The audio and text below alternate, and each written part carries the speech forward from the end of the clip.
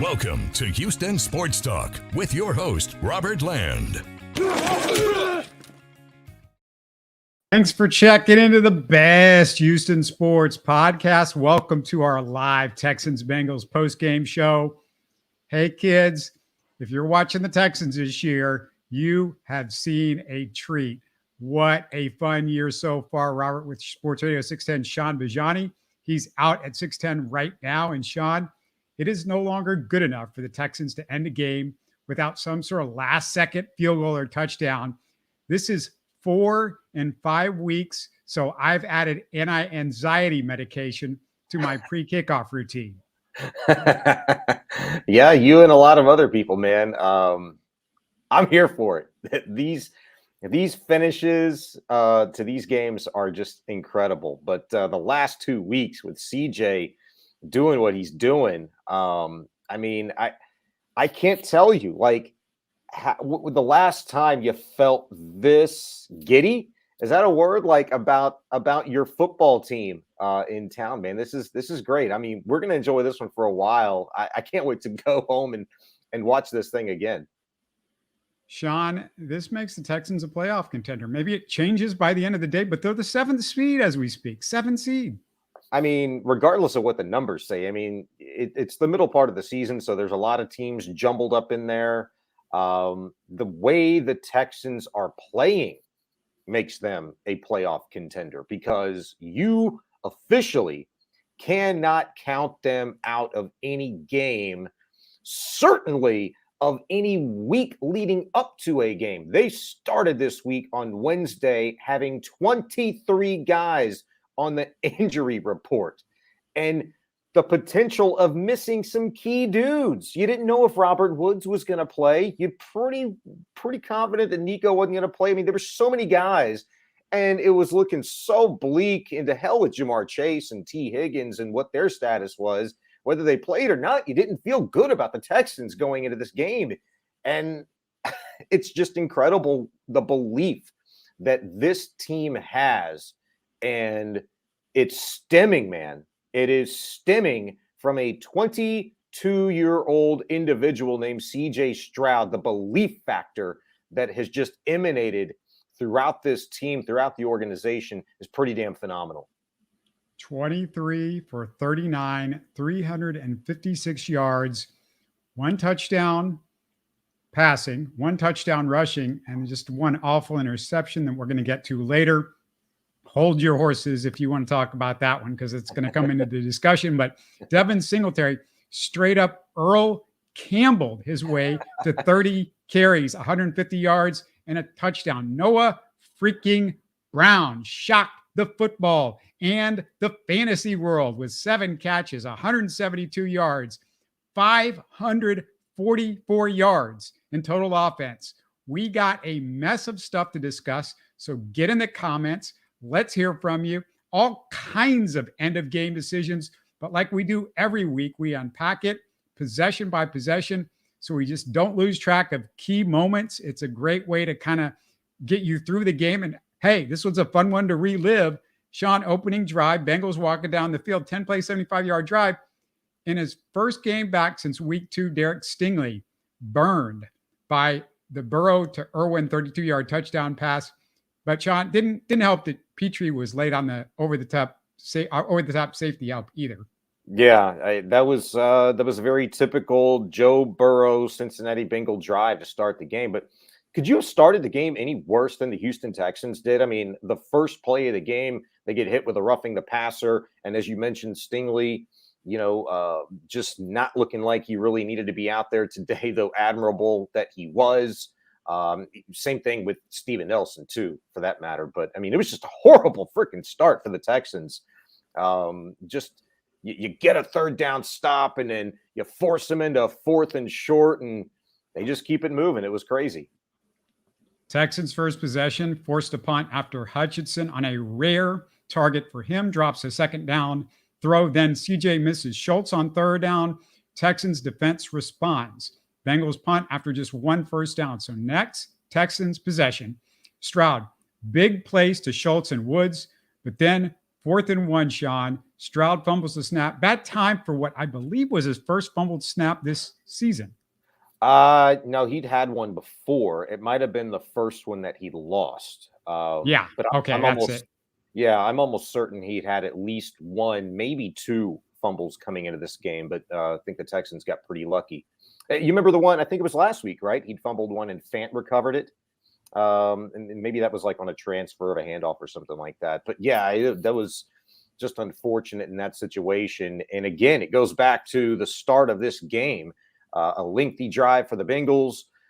They get 7 on the board, and you're punting, not really able to get anything clicking offensively, and then boom, a fumble. You're literally crossing off things not to do on the road against anybody. Never mind the fact that it's a Super Bowl contender Cincinnati Bengals squad in their place.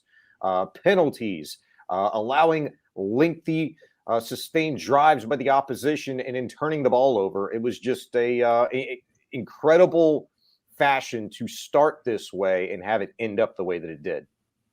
Yeah, well, the one touchdown drive, and then the defense locked it in. And I also want to throw out there that, you talk about Jalen Petrie and his stuff, and I saw Jay Adams, and he's in the comments saying, Jalen's not playing good this year. We're going to come back to Jalen in a second because there's another play I want to talk about with him as well. But Texans D, they looked good after that first drive for a long time in this game. They forced a quick 3 and out after the fumble, and the Texans goes full on Tank Dell. The tank was full in this drive. 66-yard touchdown drive, 36 of it, Tank on the ground and Tank in the air. Shaun, Tank closes with a 6-yard touchdown catch. Most of it, and this is the key, he just used his quickness and elusiveness to squeeze into the end zone. It's just a play only Tank Dell could make right there. Yeah, that was a huge drive, obviously, and the fact that Tank Dell had such, he finished the drive with a touchdown pass, but was so impactful on that stretch.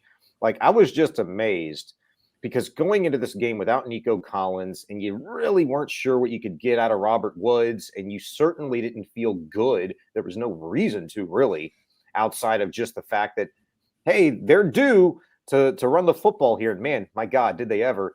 But you knew you were going to have to rely heavily on Tank Dell. You knew you were going to try and have to take some shots with Noah Brown and get him into space and give him opportunities to do what he does, do what he did.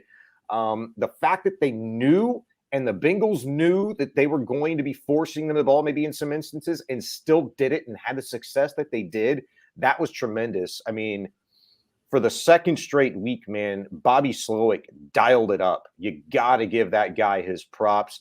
You got to give Tank Dell his props today. The toughness that dude showed. He took a hit and bam, came right back up, got back in this football game later on.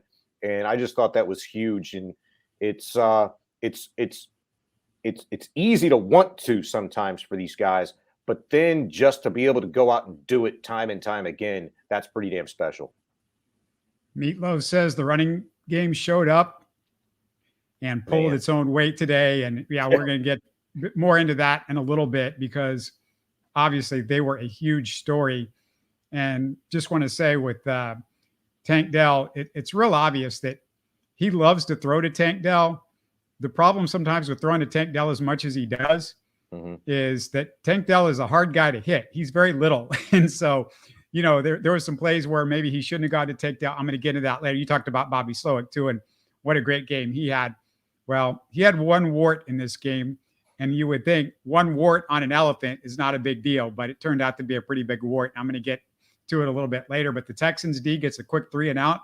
So next offensive possession, Stroud, he's hit as he throws on 3rd down in Bengals territory. And here, Shaun, the refs missed a personal foul, helmet to helmet on Stroud, and compound the mistake by calling Stroud's throw a fumble. Yeah. Even Shaun, ref analyst Gene Steratore said he did not understand that call. They blew it 2 different ways here. Yeah, nobody understood it. I didn't know Steratore's stance on it, but listening to Mark and Andre on the radio call, Dre was just baffled that they missed that call and didn't get it right. And Vandy was like, well, you can't review it. And, it's reviewable. They reviewed it. And the fact that you could review something like that and still get it wrong, and everybody knows it's wrong and it stands. And look, the helmet to helmet thing, it's not even excusable. Like, it's not even one of those things that you could say, well, you're on the road. No, it's a quarterback. And it's one of the youngest, most exciting quarterbacks in your league. Dang, you got to get those right. Those are important calls to get. You're talking about protecting the game, and you missed that one. I mean, they killed two birds with one stone on that one. And again, the fact that the Texans were able to come out smelling pretty sweet after everything that transpired so much so early alone in this game was tremendous. I am going to come back on the refs in like 3 seconds, but 2-minute drive for the Texans. Stroud, a couple of big plays to Noah Brown, 4 catches for 96 yards for Noah Brown just in the first half, which sets up an Amendola field goal. But Shaun, the refs, more costly missed calls in the first half. Tank Dell gets put into the emergency tent on a hit that is usually a defenseless receiver penalty. And then on the last drive, the Bengals lineman hit Stroud from behind on a throw, which banged up Stroud, scared the hell out of me. But the key is he launches and falls on him with his full weight. By rule, and even the broadcasters were pointing this out, by rule, that's a personal foul. 3 missed personal foul penalties in the first half, and those all were points for the Texans because those were key drives. Oh no, it looks like we lost Shaun for a second. Hopefully he's going to be back, but man, that's 3. I mean, all of those could lead to points. They were all on the Texans side of the field. Just extremely frustrating for the Texans right there. And, I just was really ticked off about that. All right, let's go to the third quarter. Hopefully Shaun comes back with us in a second. Another good drive by the Texans to start the third quarter. Big pass plays to Mechie and Brown. That scramble and throw to Brown early in the drive, incredible. On 3rd and goal, the refs inserted themselves into another big Texans play, though. CJ scrambles out of trouble and then makes a perfect throw to Woods in the end zone. But the refs say Woods stepped out of the end zone at some point. They reviewed it, but replays showed no visual evidence that he stepped out. Unfortunately, you can't see the early part of that play because of the camera angles, which is just one of my big beefs, to be honest with you, in the NFL, is that you should have some sort of camera angle of the end zone. I don't understand why you don't have a camera angle just of the end zone. I mean, we've got all this money in the NFL rolling around. Cameras are not expensive. Everybody's got one for their doorbell, but they can't get a camera angle that just shows the whole end zone so you could see something like that. It's why I don't understand in every game there's not one camera that's right there on the goal line. So anyway, that stunk, but might have been the right call, but we'll never know because there wasn't the camera angle right there. So Amendola finishes that drive with the field goal, but the Texans defense with another 3 and out after Sheldon Rankins in his first game back from injury basically sacks Burrow twice on the same play. Oh, this was incredible. Burrow escapes, but man, the effort by Sheldon Rankins, who goes back and gets him again. What a game from Sheldon Rankins. He had 3 sacks. Texans missing him with the injury, and he has a great comeback, get-back game for the Texans. So now, Texans next possession, huge play. Pass interference on a bomb to Tank Dell. One of a ton of chunk plays by this explosive offense. And I'm going to get to that chunk plays and what all they had at the end of the game. But it's a good time as any to talk about Devin Beast Mode Singletary, who finished off that one with a 6-yard run. And what the hell got into this running game? I mean, who were these guys? I mean, great blocking the whole game. Can't say enough about that up front. The offensive line did a good job. But Singletary, yards after run, breaking tackles, just really good cuts and moves. It seemed like he found every hole that there was. It seemed like he got every yard that he could get out of it. This game, just unbelievable stuff by Devin Singletary. I hope this is the start of a renaissance to the Texans running game. That would be sweet. All right. So the Bengals next drive into Texans territory, but on third down, Grenard gets his 7th sack of the season. Forces a field goal, but Grenard, what a season he's having already. And that was right after Will Anderson forced a holding call on the Bengals left tackle. So a couple of good plays by the Texans defensive line, the pressure causing some things to get done right there. So next possession, Texans, they go 3 and out for the first time all game. That was really impressive that it took that long for them to go 3 and out. We're in the second half now. Stroud misses Tank on a deep pass. Bengals with the ball back. Burrow scrambles. Then he hits Jamar Chase, 64-yard touchdown.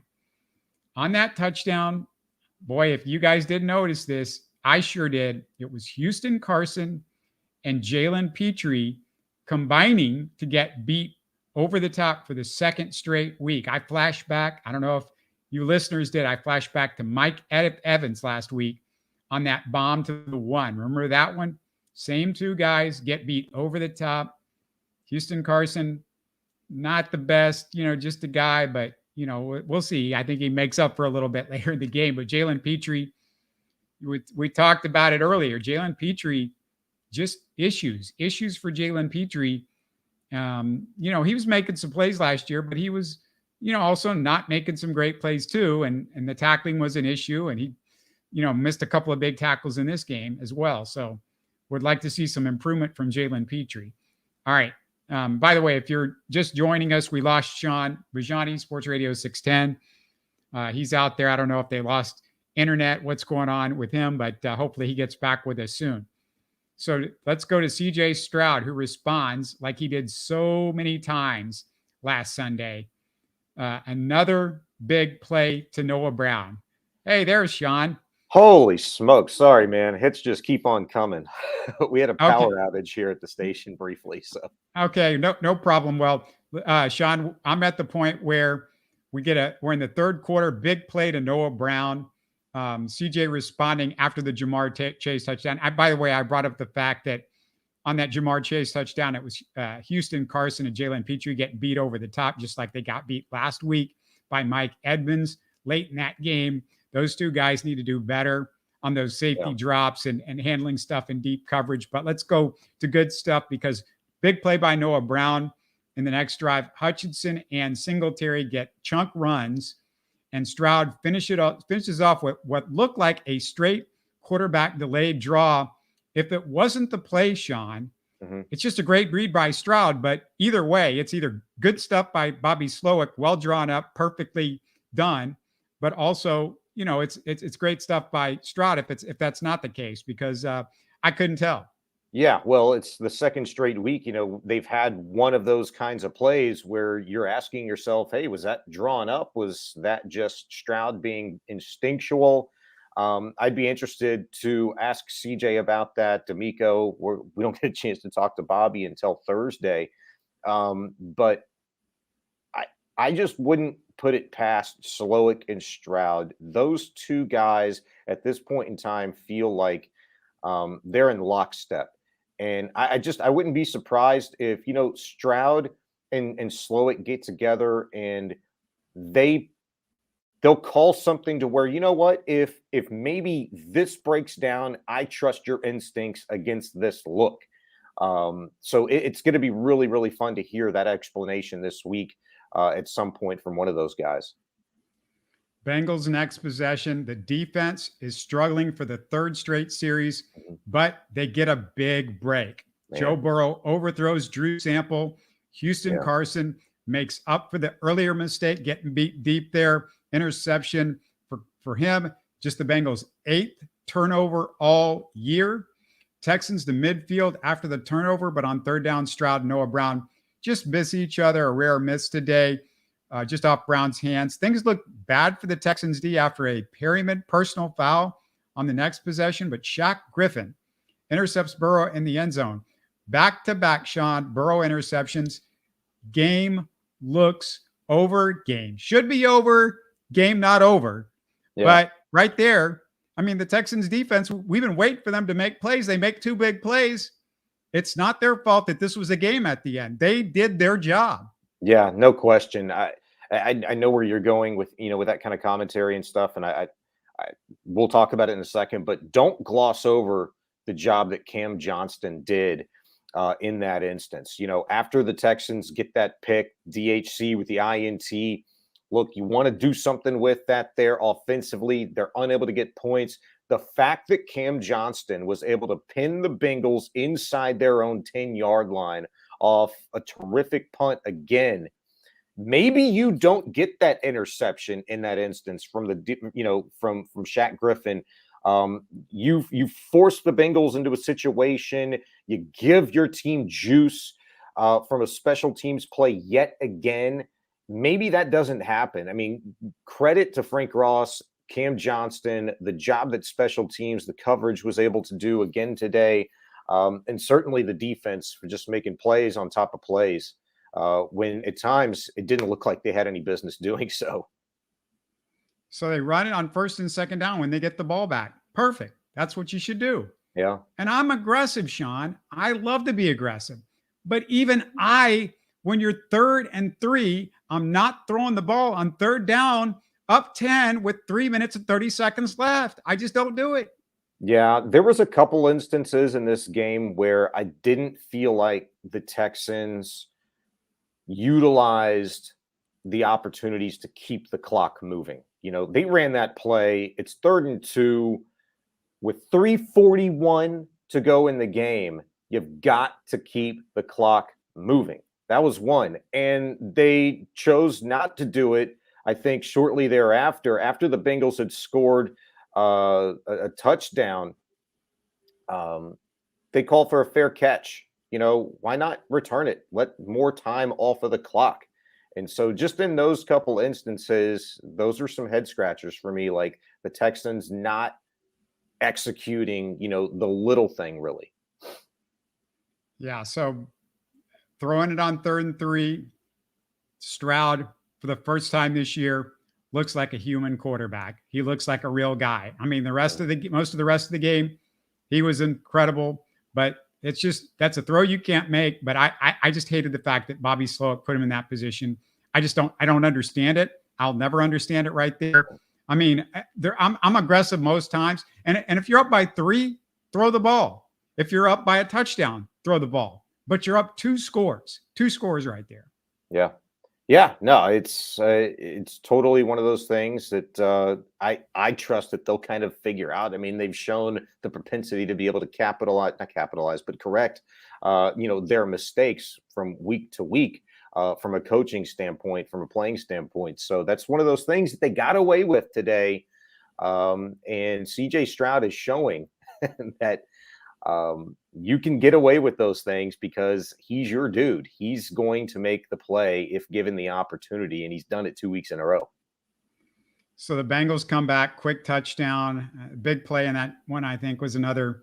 Yeah. We keep coming back to Jalen Petrie. There was another big play that Jalen Petrie's guy gets loose. That was kind of the big play of that drive. So Texans now 3rd and 3 again with the ball back. Now they're up 3. So now you need to get a first down.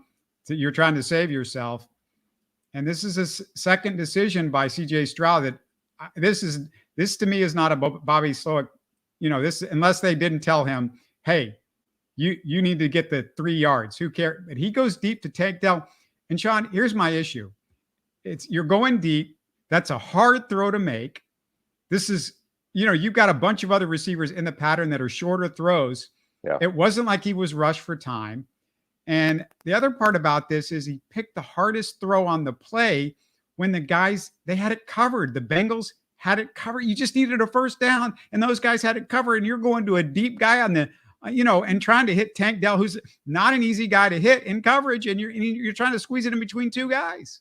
Yeah, yeah. Look, we've seen this CJ Stroud before this season at various points. The guy that he's going to make a play, and sometimes he's going to push the envelope, and sometimes it's worked, sometimes it hadn't worked. There was a couple of plays to Dell and Nico Collins, I think, at points in last week's game. And if it wasn't last week's game, is the one prior to that. I can't remember, the deep little crosser route to Collins, which he underthrew him. It was good coverage. Would have been an incredible catch, even if the ball was, on time and where Collins could have gotten a hand on it. I think he's in an instance where, look, it's a tie ball game. You need to make a play. You're thinking this is your time. And he wouldn't tie it at that point. I mean, they hadn't kicked the field goal yet. But I think he's thinking, like, let's put it away here. Let's put it away. Let's make this play. And luckily for him and the Texans, he had another opportunity and he did.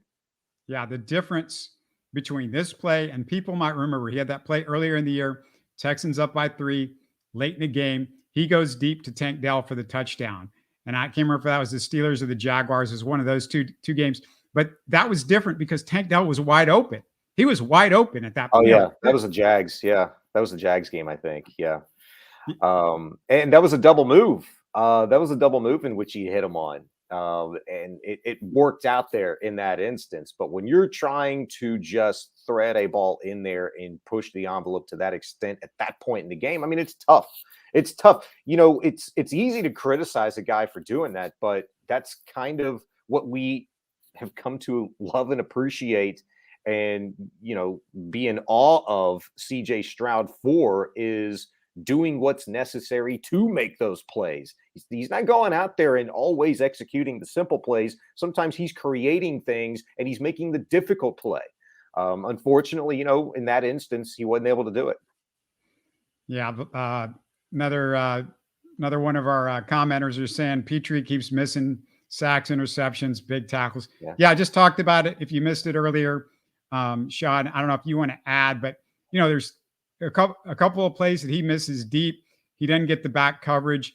He missed a couple of big tackles. There was one where he could have had the guy in the backfield, would have been huge late in the game. Could have had the runner in the backfield. I think that might have helped end a drive. And then there was another run where I just saw him get run over. He's still having issues with missed tackles. And, I thought that was something that he really needed to clean up. And I can't say it's all that much better this year. It's less obvious because there's so many other guys out there that help him clean things up. To me, he's making those mistakes in different parts of the field this year than he was last year. And that's in large part due to the better linebacker play, better defensive line play that you've gotten this year. Look, teams are running all over the Texans defense last year. So he was making those in the second and third levels, those mistakes. This year, you're seeing him get in position and just not finish. You're seeing him, I think, and I can't wait to ask him and talk to him about this week, but you talk about that reckless abandon that the Texans defensively are playing with, and it's what DeMeco Ryans wants them to play with. Play on the edge, but there's a line you just can't cross, and we talk about it so much with the penalties, and it reared its ugly head at times again today, but I think Petrie's just towing that line a little bit where if you're DeMeco, you don't want to tell him necessarily to reel it in, but you've got to make sure if you get in position, make that play. Do the fundamental thing, break down, play with your head up, make sure you're grabbing cloth and you're bringing a guy down if you get there. And look, Petrie ain't perfect. I mean, I'm sure there's some instances. You go back and you watch this game in coverage where maybe Petrie wasn't as aggressive as he should have been, or, maybe bit for a millisecond on something else that he thought he was seeing, took a poor angle. Those are things that, if anybody could clean up, it's definitely an athlete and a student of the game like Petrie. All right, let's get to the fun part. So the Bengals drive back down the field. Texans get a rare break when Tyler Boyd drops the touchdown pass on third down. We are now living in a world where the Texans get luck on their side. This is a real world that we are living in today. So the Bengals tie it up, minute and a half left. At this point, my heart is in my chest. My palms are sweating. CJ Stroud is going to send me to an early grave, but here we go. And I know we got Stroud and he looks calm. And is there Stroud redemption on the horizon? I don't know, but I'm buckled in and sweating and breathing hard. And I feel like I just played 4 quarters myself. So the third down completion to Dalton Schultz near midfield, gigantic, because if you give the ball back to the Bengals, they get a chance to win the game.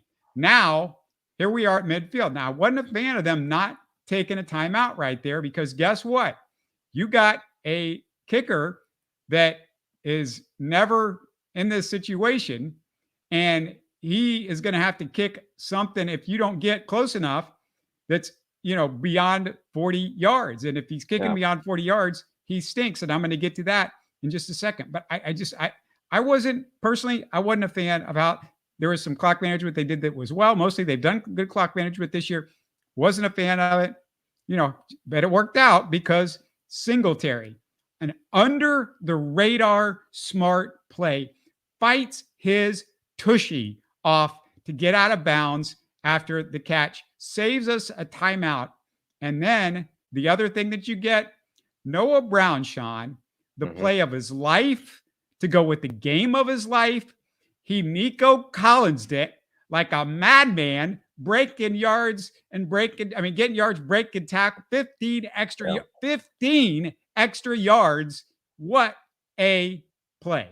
Yeah, incredible, man. That thing went for 22, and you said, he got most of it after contact. It was incredible. I mean, I can't say I'm not surprised. I mean, we're all, just with our jaws on the floor watching, this emergence of Noah Brown in his game. And what was really cool this week is talking to Dalton Schultz about it, who actually kind of got a little emotional talking about Noah Brown. Those two guys spent some time together in Dallas over the last few years, and Schultz had seen Noah Brown's progression, just coming into the league, a raw guy, not even an afterthought in terms of being somebody that could contribute to Dak Prescott and that offense up there, to seeing a change in him in training camp and in OTAs this year. Like something had just clicked.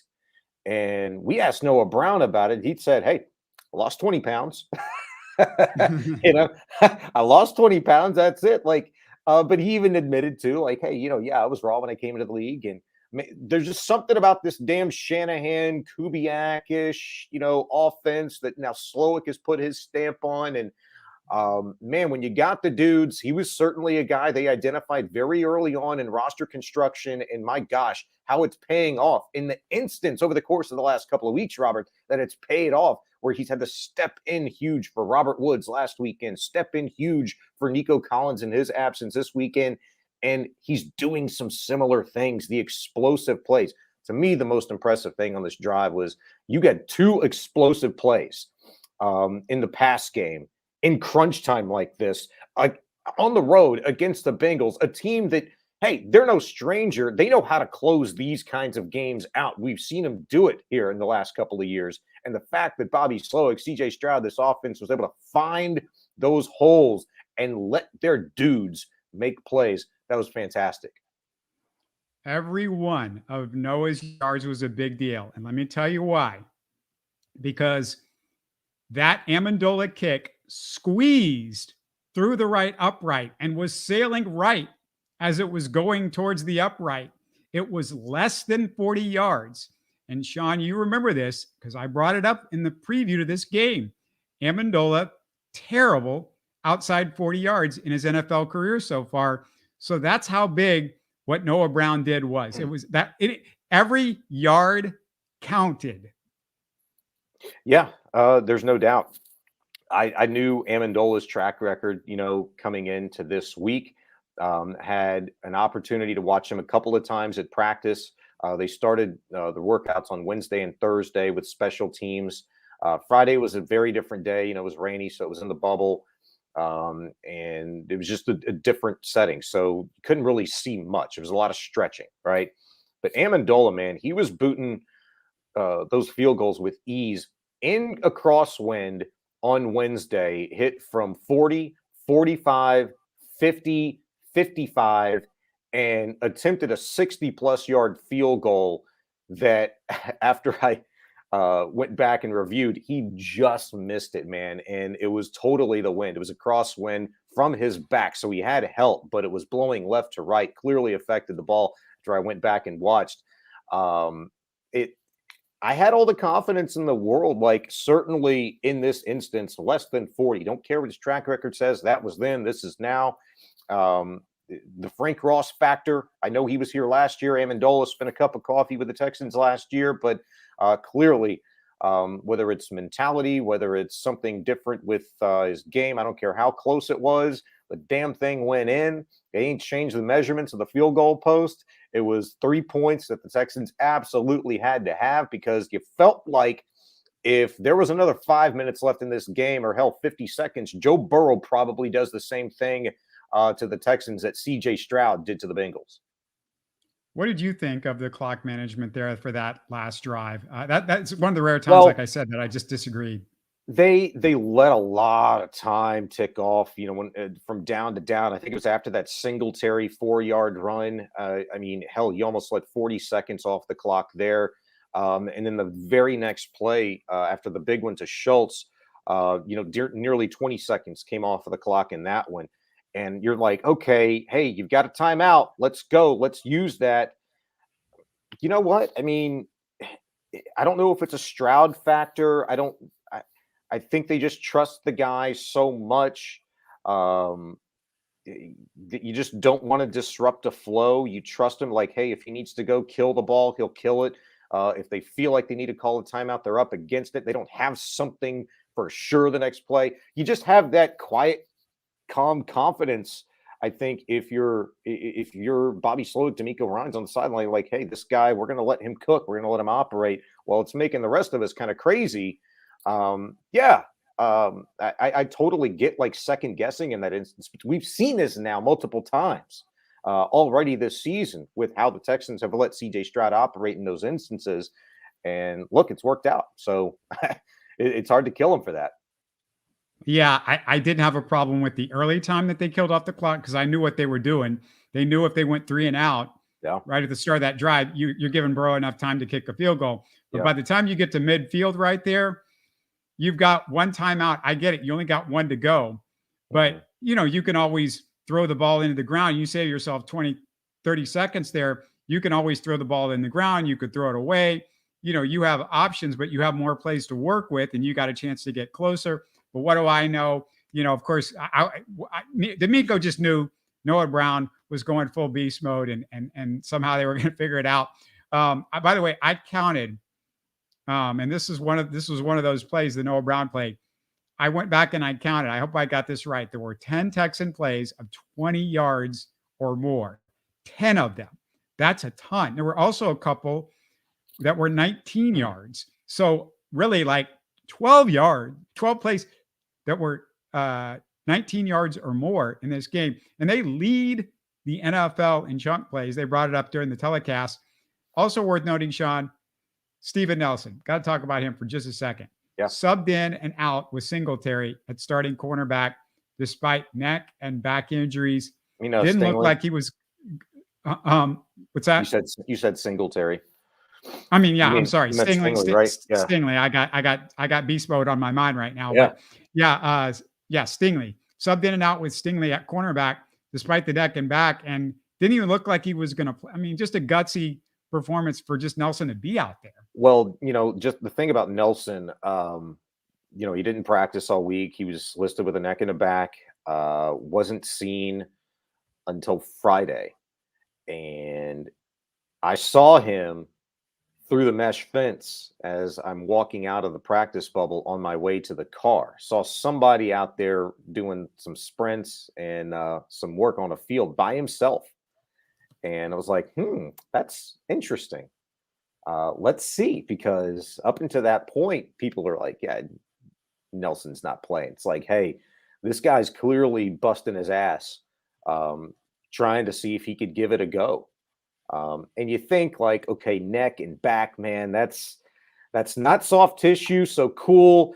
But a back and a neck, that's so unpredictable. Like, you don't know what to expect. Like, I trust a dude that if he's out there by himself on a practice field Friday trying to see if he could give it a go, that ain't no rehab. That's him busting his ass trying to see if he can go through the movements, fast twitch, change of direction, and see how that's going to affect those areas of his body. And man, it was huge. Like, everything you got from an individual today in Derek Stingley to Shaq Griffin, just the idea that, hey, Derek Stingley is going to play today. If you're the Cincinnati Bengals, we talk about it all the time. If you make them think for a millisecond you're doing something but do something else, that's a difference maker. Preparing for a guy is huge. And they got a lot of contributions, up and down the board. And that's, again, complementary football. It sometimes it shows its face in the way that it did, Robert, in the Steelers win and in the Jacksonville Jaguars win. Two of the most complete games, back-to-back performances that I think you could probably stack up there with a lot of really good Texans wins in their history. This is doesn't look like those, but just the way that you're able to execute and operate when you have a dude with ice water running through his veins like CJ Stroud. And now I think D'Amico Ryans has a little bit of that. I think Bobby Slowick has a little bit of that. I think Noah Brown and Devin Singletary have a lot of that, along with Tank Dell. They're all working in conjunction with each other. And I think it's a special thing, man. I think we're witnessing right now and in the midst of. Yeah, I want to speed through some notes here real quick. Just mention Jay Adams says Noah Brown breaks a lot of tackles. Absolutely. And that's been a thing for the Texans wide receivers. That's a D'Amico thing. We saw Nico Collins doing more of that this year. So I agree with that 100%. The second Stroud fumble was actually an incomplete pass. Translate to English says, yeah, go check it out. I talked about that earlier. I was not happy about that call at all. Black Veggie said Stroud's a top 5 QB right now. Should be in the MVP race, Sean. Wow. What do you think? Well, that already made its headlines last week, and I think it's just going to ramp up even more after the performance today. Dan Orlovsky is the first guy, the only one that I think that, had the balls to even mention that this past week.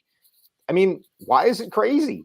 I don't give a damn if he's 22. I don't care if he was a number 2 overall pick. I don't care if he's a rookie. Look at the numbers. Look at his team, what they're doing now. To hell with this one right now.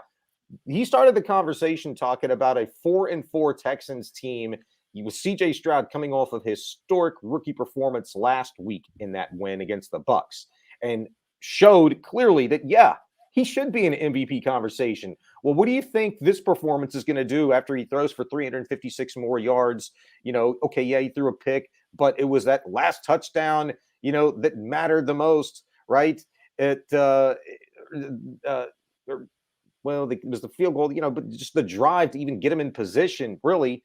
The guy's just incredible. He should be in the MVP conversation. He is in the MVP conversation. Is he going to win the MVP? I don't know. There's a lot of football left to play, but don't let anybody tell you that you're stupid for thinking that CJ Stroud should be in the MVP conversation. Don't let anybody say that you're stupid for calling CJ Stroud a top 10 or a top 5 quarterback in the NFL.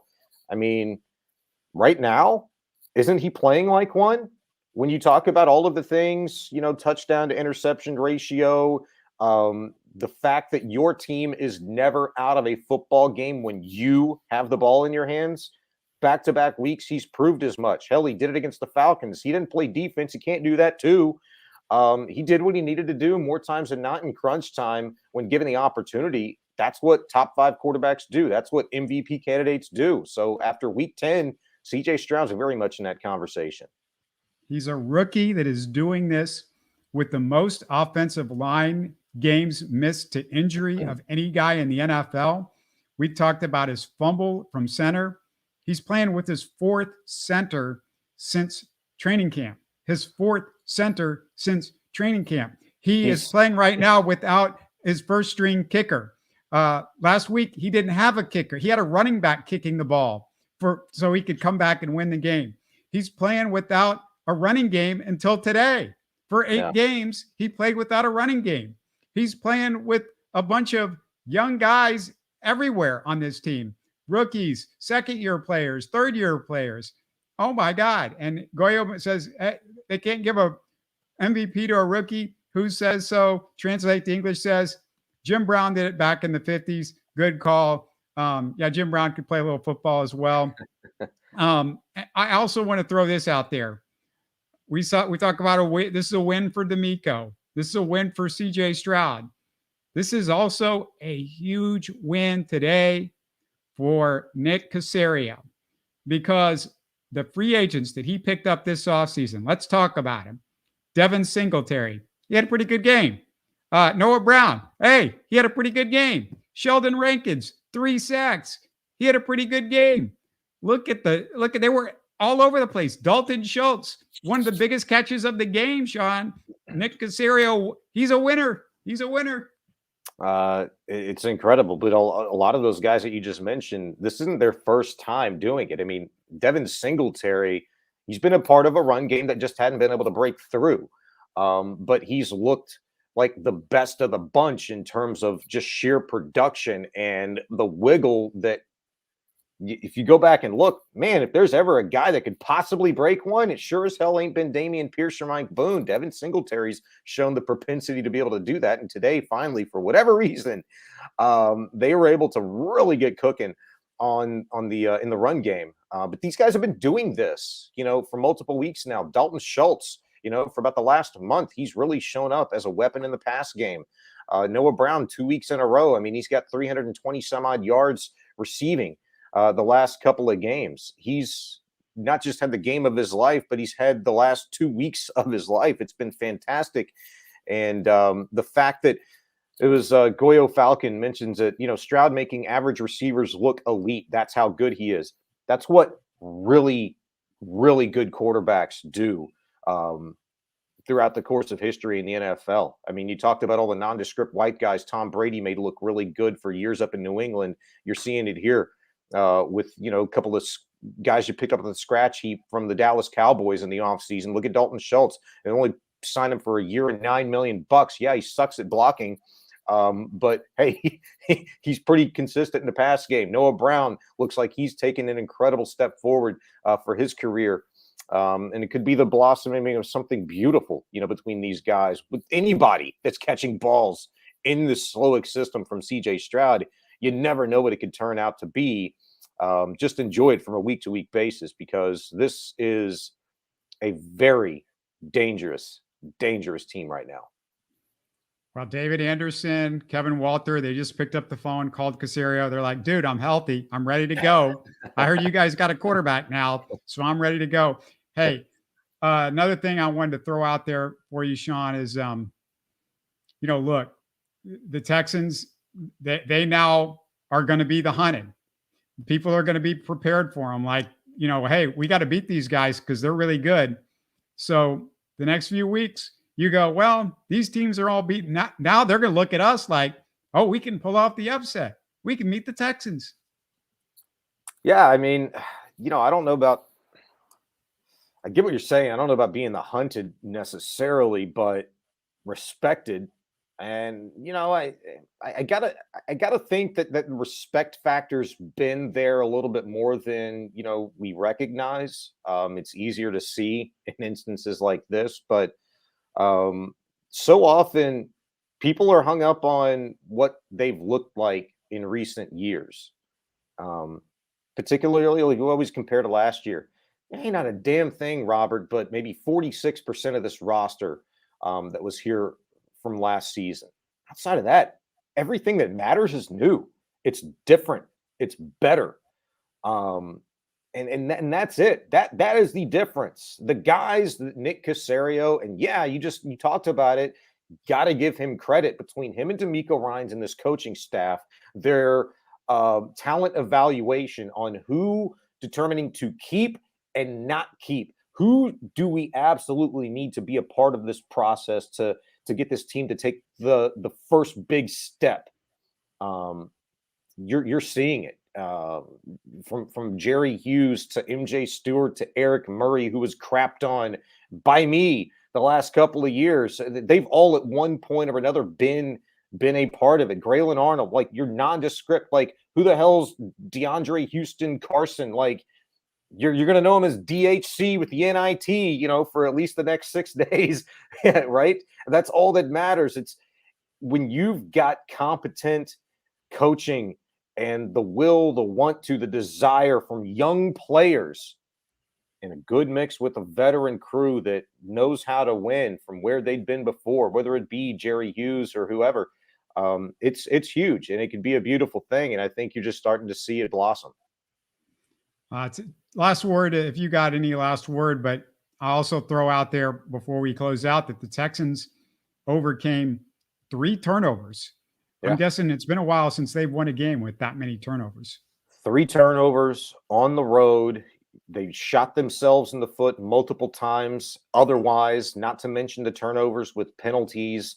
They had a little bit of help with the referees, some calls that didn't go their way. They got some that did go their way today as well. But to do it on the road and that atmosphere against this team, coming into this game, I heard all kinds of nicknames for Joe Burrow, whether it be Joey Burr, Joey Ice, whatever.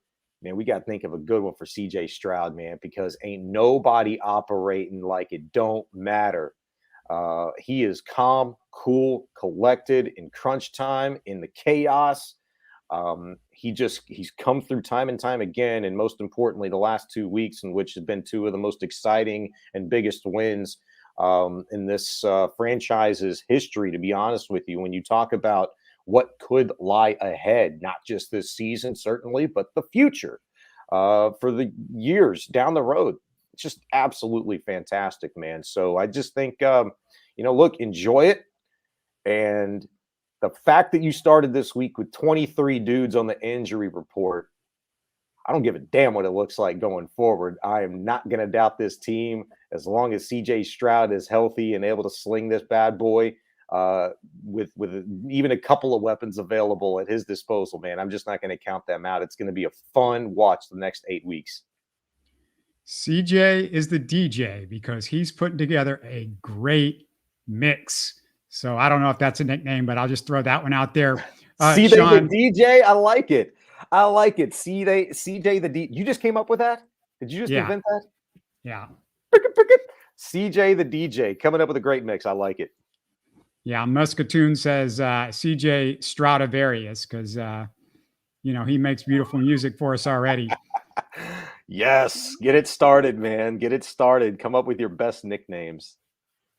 Big thing on our midweek show, me and Sean will talk about other news because Joe Espada was named Astros manager in the middle of the night in the weekend before the Texans game, which is like a weird thing, but it looks, they didn't name him that, but that's the word that got out there. Bob Nightingale reporting that, but they're having a press conference tomorrow. Yeah. They're having a press conference tomorrow at 11 a.m. Also, so we'll be talking about that. Definitely trying to get a Rockets guest because, man, they look legit and they look fun. We're recording this we're doing this live right before the Nuggets game. So if they don't win that game, it's understandable. It's a chance, but before you close out, does anybody out there happen to have Jimbo Fisher's number? Because I would really like to send him a Zelle request for a little extra cash, since he's got $75 million to not coach over the course of the next 8 years or whatever the hell it is. Anybody have like a Venmo Zelle number for Jimbo? I'm no shame in my game. I would totally request a little handout. Yeah, I just have to, again, say, man, the Rockets, that game on Friday and this game on Sunday. I mean, you got some really incredible stuff in the last seconds this weekend. I can't go off here without one last thing. And I know Sean might want to say a couple of words, but just, mucho prayers to the families involved with the Houston Cougar football players that we lost in the accident in downtown this weekend. Just a super incredibly sad situation.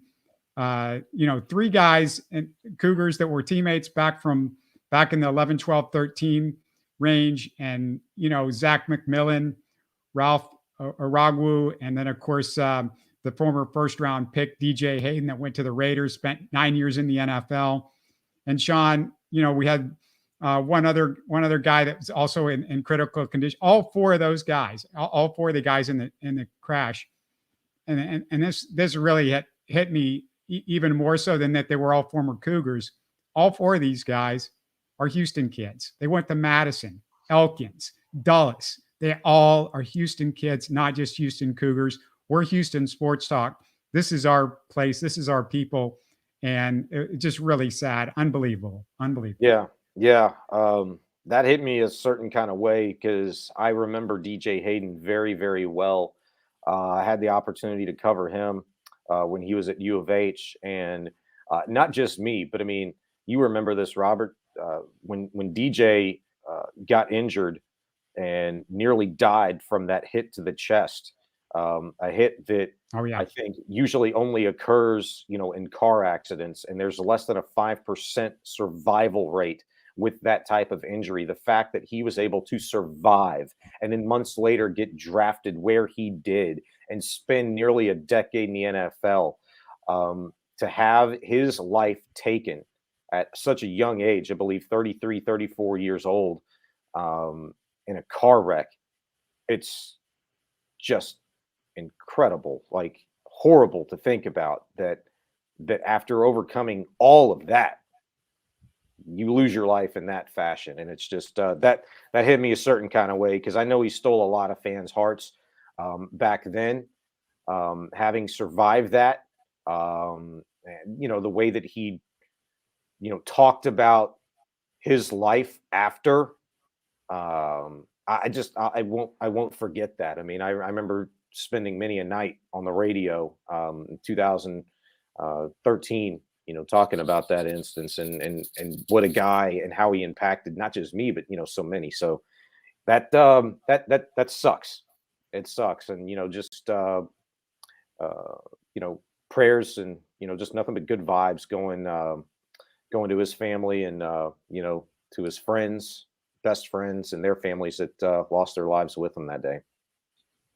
Well, I want to thank everybody that's joined us for the ride today. We don't want to leave with you guys on a sad note, so we're just going to mention one more time that you have CJ Stroud as your quarterback. He's a rookie. He's 22. We're seeing early CJ Stroud, and this guy looks like a veteran quarterback. He has had back-to-back game-winning drives, one of them against a Super Bowl contender, and one of them in which he scored 4 touchdowns and a field goal in the second half to win the darn game. You guys have CJ Stroud as your quarterback, 23 guys on the injured list, kickers down, offensive linemen down. Pretty soon we're going to wheel people out in wheelchairs, and CJ Stroud is still going to go over there and beat the crap out of your team. Thanks for joining us. Texans win again. And we are going to be talking to you again in midweek. So please, if you like the live show, join us every week midweek. Tell your friends, tell your dentist, tell your doctors what we're doing. We'd love to get a bigger audience, and we really appreciate you guys joining us. Thanks a bunch, everybody. See you there. You're listening to Houston Sports Talk. Hey, you can support the show by subscribing on YouTube and commenting on the videos. Listen to Houston Sports Talk on Spotify, Apple, Stitcher, and Google. Don't forget to tell a friend and share our show on social media. Spread the word, everybody. Thanks for listening.